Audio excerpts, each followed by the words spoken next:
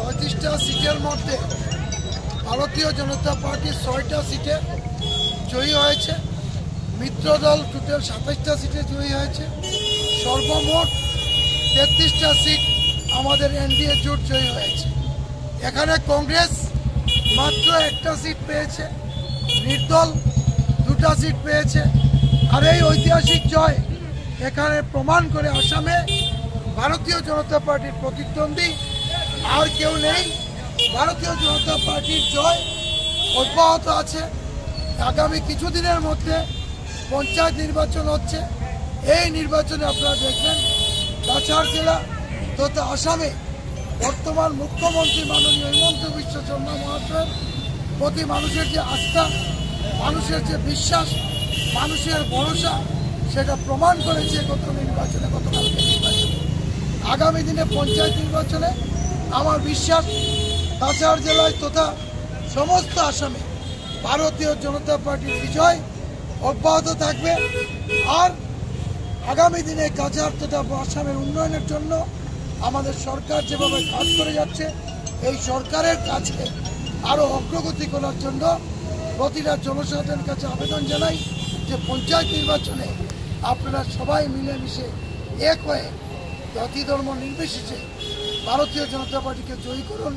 সেই আহ্বান রেখে সবাইকে নমস্কার জানিয়ে আমার বক্তব্য এখানে এই বিজয়টা কি আগামী নির্বাচনে কোনো প্রভাব ফেলবে বলে মনে হয়? নিশ্চয়ই প্রভাব ফেলবে। আপনারা জানেন সমস্ত ভারতবর্ষে যতটা নির্বাচন হয়েছে লোকসভার পর প্রতিটা নির্বাচনে ভারতীয় জনতা পার্টির জয় পুনরায় বা অব্যাহত চলছে।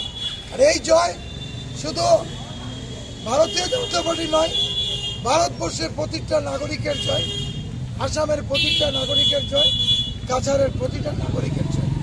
একটা প্রশ্ন এখানে না করলেই নয়, বিপক্ষ দল কংগ্রেস বিভিন্ন ইস্যুগুলো খুঁড়ে খুঁড়ে নিয়ে আসছে এবং অনেক সময় সাংবাদিক সম্মেলন হচ্ছে এবং নিউজও হচ্ছে। তো সেই জায়গায় দাঁড়িয়ে একটা অন্য পরিস্থিতি সৃষ্টি করতে চাইছে কিছু রাজনৈতিক সংগঠন। আপনারা এই যে সাধারণ নাগরিকরা যারা এইসব সমস্যার সম্মুখীন হচ্ছেন তাদের প্রতি কি আপিল থাকবে? আপনারা কিছুদিন আগেও দেখেছিলেন কিছু নাগরিক শিলচর রাস্তার জন্য চিৎকার করেছিল, কিন্তু ভারতীয় জনতা পার্টি রাস্তাটা করেছে, নাগরিকরা করেনি।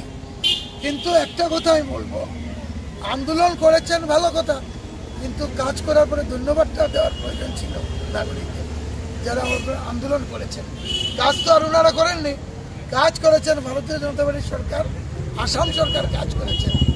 আর আপনারা নিশ্চয়ই অবগত আছেন যে বিগত দিনে যত সরকার হয়েছে এই সরকার কোনো কাজকর্ম কিছু করেনি, শুধু খালি নিজের পকেটে পয়সা নিয়ে যত সরকারি স্কিম এগুলো আত্মসাৎ করে কাছাড় তথা আসামকে অনুন্নত করে দিয়েছে।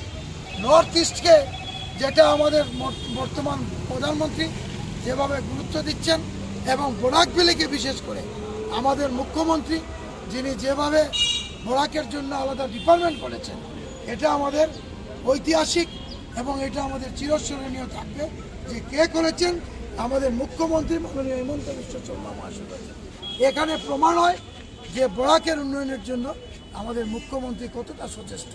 এখানের যিনি মুখ্যমন্ত্রী আছেন মাননীয় কৌশিক রায় মহাশয়, আমাদের এমপি মহোদয় আছেন মাননীয় পরিমল শুক্লবৈদ্য মহাশয়, সবাই মিলেমিশে আগামী দিনে কাছাড়ের উন্নতির জন্য আরও চেষ্টা করা হবে এবং আমার বিশ্বাস ভারতীয় জনতা পার্টি কাছাড়ের উন্নতি করতে পারবে, আর কোনো দল কোনো উন্নয়ন করতে পারবে না।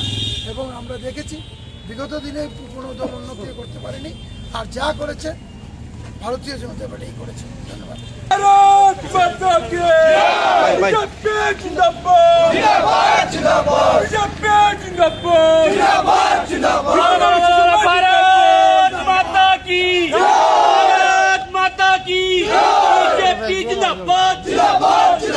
बीजेपी जिंदाबाद, नरेंद्र मोदी जिंदाबाद, हिमंत बिश्व शर्मा जिंदाबाद, कौशिक राय जिंदाबाद, रूपम शाह जिंदाबाद, बोला बोला बोला बोला भारत माता की वंदे मातरम, वंदे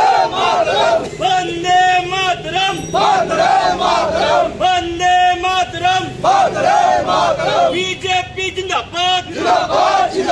नरेंद्र मोदी जिंदाबाद भारत माता की जय